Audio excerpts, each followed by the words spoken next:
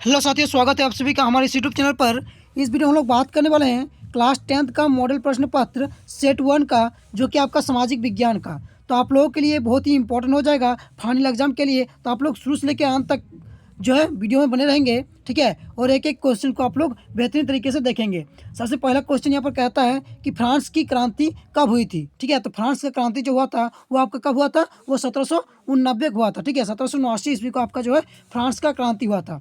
इसी के साथ हम लोग अगला दूसरा क्वेश्चन देख लेते हैं। दूसरा क्वेश्चन क्या कहता है, सामाजिक उपबंध नामक पुस्तक का लेखक कौन था। तो सामाजिक उपबंध नामक पुस्तक जो है इसका लेखक कौन था, तो ये इसका लेखक जो है रूसो है, ठीक है। कौन है, रूसो है। तो ऑप्शन क जो हो जाएगा आपका राइट आंसर हो जाएगा, ठीक है।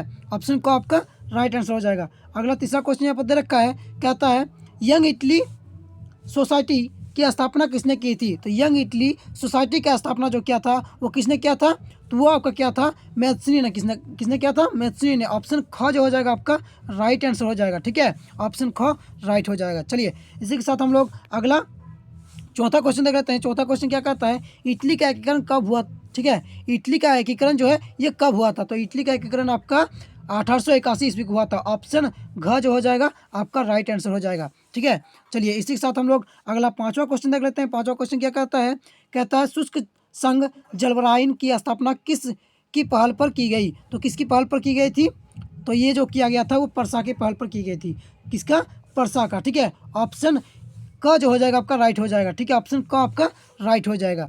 चलिए इसी के साथ हम लोग अगला छठा क्वेश्चन देख लेते हैं। छठा क्वेश्चन कहता है कि जलियांवाला बाग हत्याकांड कब हुआ। तो जलियांवाला बाग हत्याकांड जो हुआ था वो आपका 13 अप्रैल 1919 को हुआ था। ऑप्शन क आपका राइट हो जाएगा, ठीक है। ऑप्शन क आपका राइट हो जाएगा। चलिए इसी के साथ हम लोग अगला जो है सातवां नंबर क्वेश्चन दे रखा है यहाँ पर, कहता है हिंद स्वराज नामक पुस्तक की रचना किसने की थी। तो हिंद स्वराज नामक पुस्तक का रचना जो किया था वो किसने किया था, तो वो आपका क्या था, महात्मा गांधी ने। किसने किया था, महात्मा गांधी ने। ऑप्शन ख आपका राइट हो जाएगा, ठीक है। वीडियो स्पीड हो सकता है, आप लोग थोड़ा सा मैनेज करेंगे, क्योंकि वीडियो धीरे बनाने से ऑप्शन पढ़ने से क्या होता है कि वीडियो लंबा हो जाता है, ठीक है। तो आप लोग जो है अच्छे से याद कर लेंगे, ठीक है। चलिए अगला आपका क्वेश्चन दे रखा है यहाँ पर, आठवां नंबर क्वेश्चन कहता है स्वराज हमारा जन्म सिद्ध अधिकार है और हम इसे लेकर रहेंगे। यह कथन किसका, ये किसने कहा था। तो ये जो कहा था ये आपका कौन कहा था, ये आपका कहा था बाल गंगाधर तिलक ने कहा था। ऑप्शन ग जो हो जाएगा आपका राइट आंसर हो जाएगा, ऑप्शन ग, ठीक है।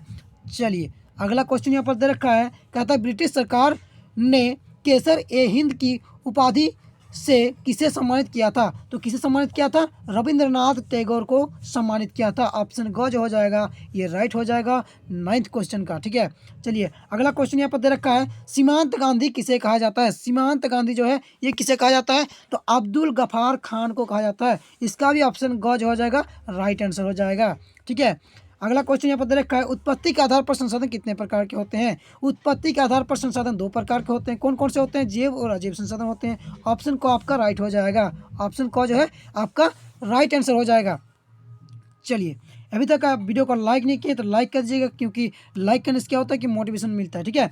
चलिए यहाँ पर जो आपका 12वां नंबर का क्वेश्चन है, कहता है पंजाब में भूमि निम्नीकरण का निम्नलिखित में से मुख्य कारण क्या है। भूमि निम्नीकरण का मुख्य कारण कहाँ पर, पंजाब में क्या कारण है, तो अधिक सिंचाई, ठीक है। ऑप्शन जो है ख आपका राइट हो जाएगा, ठीक है।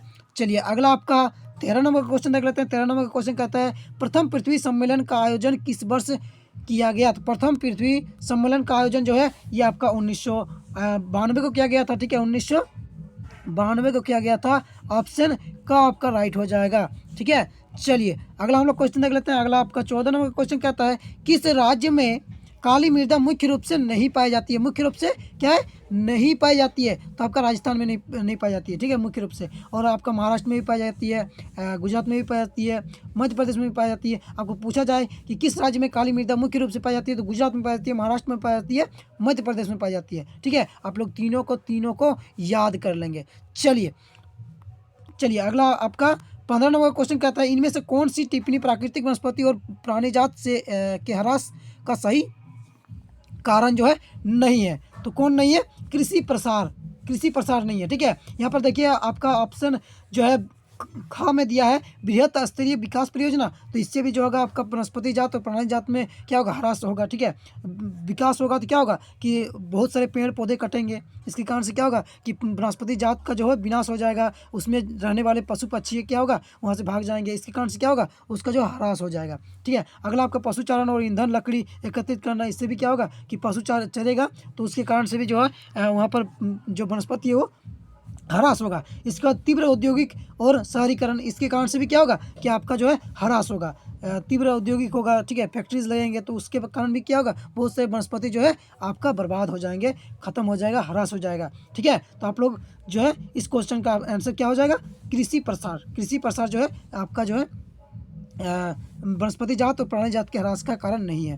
तो आप लोग आई होप कि आप लोग समझ गए होंगे क्वेश्चन को। तो अगला हम लोग जो है 16 नंबर का क्वेश्चन देख लेते हैं। 16 नंबर का क्वेश्चन कहता है बाघ परियोजना की शुरुआत किस वर्ष हुई। तो बाघ परियोजना का शुरुआत जो हुआ था वो हुआ था आपका 1973 को। ठीक है, ऑप्शन ख आपका राइट आंसर हो जाएगा, ऑप्शन ख आपका राइट आंसर हो जाएगा। चलिए अगला क्वेश्चन यहाँ पर दे रखा है, कहता है अंतर्राष्ट्रीय प्राकृतिक संरक्षण और प्राकृतिक संसाधन संरक्षण संघ के द्वारा विभाजन में किस श्रेणी में रखा गया है। तो किस श्रेणी में रखा गया है, संकटग्रस्त जातियां में, दुर्लभ जातियां में, लुप्त जातियां में, इनमें से सभी। तो इसका जो राइट आंसर हो जाएगा वो हो जाएगा आपका इनमें सभी, ऑप्शन घ आपका राइट आंसर हो जाएगा। ठीक है, ऑप्शन घ आपका राइट आंसर हो जाएगा। संकटग्रस्त जाति में भी रखा गया है, दुर्लभ जाति में भी रखा गया है, लुप्त जातियों में भी रखा गया है, यानी कि ऑप्शन सी जो हो जाएगा आपका राइट आंसर हो जाएगा, ऑप्शन डी। ठीक है, चलिए अगला आपका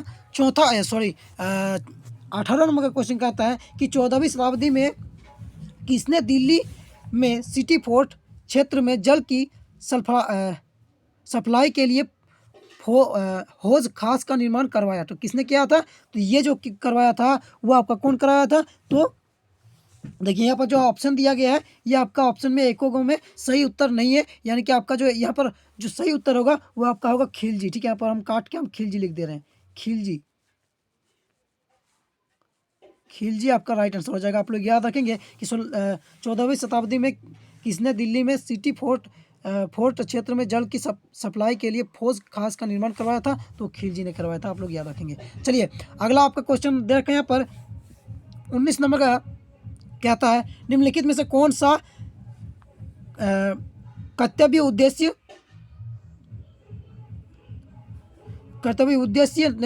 नदी परियोजना के पक्ष में दिया गया तर्क नहीं है। तो कौन नहीं है, तो आपका जो हो जाएगा आपका राइट आंसर हो जाएगा वो आपका हो जाएगा ऑप्शन नंबर घ। ठीक है, बहु उद्देश्य परियोजना हमारे उद्योग और घरों के लिए विद्युतीय पैदा करती है। ठीक है, ऑप्शन जो घ हो जाएगा आपका राइट आंसर हो जाएगा। ठीक है, ये आप लोग याद रखेंगे। चलिए अगला आपका क्वेश्चन यहाँ पर दे रखा है 20 नंबर क्वेश्चन कहता है सरदार सरोवर बांध किस नदी पर बनाया गया। सॉरी दोस्तों, हाँ, सरदार सरोवर बांध किस नदी पर बनाया गया। तो ये जो बनाया गया था ये आपका सरदार सरोवर बांध जो है ये आपका नर्मदा नदी पर बनाया गया। किस नदी पर, नर्मदा नदी पर बनाया गया है। ठीक है, सरदार सरोवर बांध किस नदी पर बनाया गया, नर्मदा नदी पर बनाया गया। ऑप्शन ग आपका राइट आंसर हो जाएगा, आप लोग याद रखेंगे। चलिए अगला आपका क्वेश्चन दे रखा है यहाँ पर 21वां नंबर क्वेश्चन दे रखा है, कहता है सामान्यतः किसी देश का विकास किस आधार पर निर्धारित किया जाता है। सामान्यतः किसी देश का विकास किस आधार पर निर्धारित किया जाता है। प्रति व्यक्ति आय, औसत साक्षरता दर, लोगों की स्वास्थ्य स्थिति और उपयुक्त सभी। तो इसका जो ऑप्शन नंबर घ है यानी कि उपयुक्त सभी है, ये उपयुक्त सभी आपका राइट आंसर हो जाएगा। क्योंकि देखिए किसी देश में वहाँ का प्रति व्यक्ति आय अच्छा होगा, औसत साक्षरता दर अच्छा होगा, लोगों की स्वास्थ्य अच्छा होगा, तो तभी जो है वो देश जो है विकसित माना जाएगा। ठीक है, तो ऑप्शन डी जो हो जाएगा, ऑप्शन घ जो हो जाएगा आपका राइट आंसर हो जाएगा। ठीक है, इसी के साथ हम लोग अगला 22 नंबर क्वेश्चन देख लेते हैं। 22 नंबर क्वेश्चन कहता है मान लीजिए कि किसी देश में 4 परिवार है। कितने परिवार है, 4 परिवार हैं। ठीक है, और इन परिवारों की प्रति व्यक्ति आय जो है वो 5000 है। तो अगर 3 परिवारों की आय क्रमशः 4000, 7000 और 3000 है तो चौथी परिवार का आय जो हो जाएगा वो कितना हो जाएगा। तो 4 से हम लोग 5000 को गुना करेंगे तो आपका हो जाएगा 20,000। कितना हो जाएगा, 20,000 हो जाएगा। ठीक है, 20,000 हो जाएगा। ठीक है ना, 20,000 हो जाएगा। 20,000 को हम लोग इन सभी को जोड़कर घटा देंगे तो 7, 3, 10 और 4 14। तो 20,000 को 14 से घटा देंगे तो कितना बचेगा, आप लोग कर लेंगे, जो बचेगा कितना बचेगा, 6000 बचेगा। कितना बचेगा, 6000 बचेगा। ठीक है, ऑप्शन किस में है आपका 6000, तो ऑप्शन घ में आपका 6000 है। तो 6000 जो हो जाएगा आपका राइट आंसर हो जाएगा घ ऑप्शन। ठीक है, आप लोग जोड़ के घटा के गुना करके देख लेंगे ताकि आप लोगों का डाउट ना रह जाए।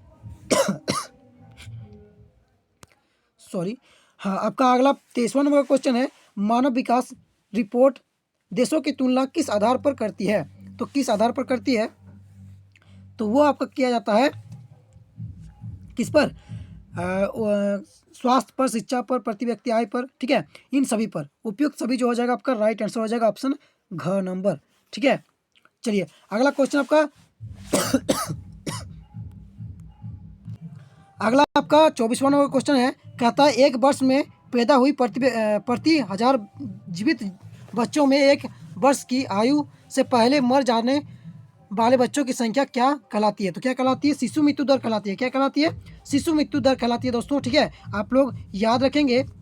आज मेरा जो थोड़ा सा जो है तबीयत खराब है, लेकिन फिर भी हम लोग वीडियो बना रहे हैं ताकि आप लोगों का जो है सब कुछ सिलेबस कंप्लीट हो जाए। ठीक है, चलिए अगला आपका 25वां नंबर क्वेश्चन है, कहता है वनों उत्पादक का संग्रह करना किस क्षेत्र की गतिविधि है। तो वो आपका किस क्षेत्र का गतिविधि है, तो ये आपका प्राथमिक क्षेत्र का जो हो जाएगा आपका राइट आंसर हो जाएगा।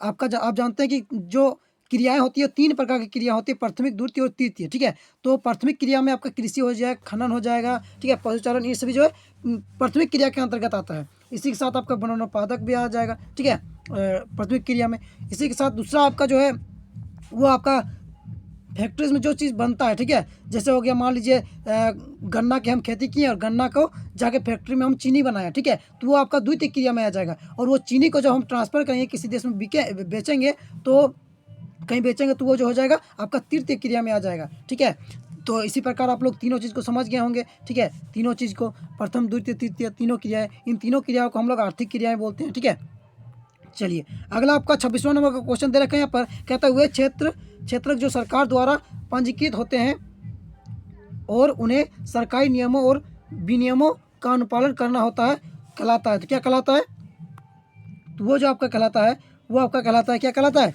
वो आपका कहलाता है संगठित क्षेत्र कहलाता है। क्या कहलाता है दोस्तों, संगठित क्षेत्र कहलाता है। ऑप्शन जो है कौन नंबर आपका राइट आंसर हो जाएगा। चलिए अगला आपका क्वेश्चन दे रखा है यहाँ पर 27वां नंबर का, कहता है रमेश, सुरेश, नरेश और राकेश 4 भाई हैं। ठीक है, यहाँ पर 4 भाई हैं और रमेश खेती में काम करता है। रमेश जो है खेती में काम करता है, सुरेश फैक्ट्री में और मजदूरी करता है। ठीक है, नरेश एक शिक्षक है, सुरेश जो है, राकेश जो है टैक्सी ड्राइवर है। तीन में से किसके कार्य को सेवा क्षेत्र में जो है अंतर्गत रखते हैं, तो नरेश और राकेश जो हो जाएगा आपका राइट आंसर हो जाएगा। ठीक है, ऑप्शन को आपका राइट आंसर हो जाएगा। ऑप्शन को जो हो जाएगा आपका राइट आंसर हो जाएगा। ठीक है, नरेश और जो है राकेश ये सेवा क्षेत्र के अंतर्गत है। तो सेवा क्षेत्र जो है ये आपका तृतीय क्रिया को ही सेवा क्षेत्र कहते हैं। ठीक है, आप लोग याद रखेंगे। अगला आपका क्वेश्चन देखा है पर 28वां नंबर का, कहता है रोहन एक अकुशल बेरोजगार युवक है। यह रोजगार की गारंटी देने वाले सरकारी योजना मनरेगा के तहत अपना पंजीकृत करवाता है। रोहन को वर्ष में कितने दिनों के रोजगार की गारंटी मिलेगा, तो ये 100 दिनों की। ठीक है, मनरेगा में 100 दिनों की 100 दिन तक के लिए गारंटी मिलता है, तो ये आप लोग याद रखेंगे। चलिए अगला आपका जो है 29वां नंबर क्वेश्चन है, एक खेत में लक्ष्मण और उसके परिवार के 4 व्यक्ति काम करते हैं, जिसमें सालाना 20 क्विंटल जो है गेहूँ उत्पादन होता है।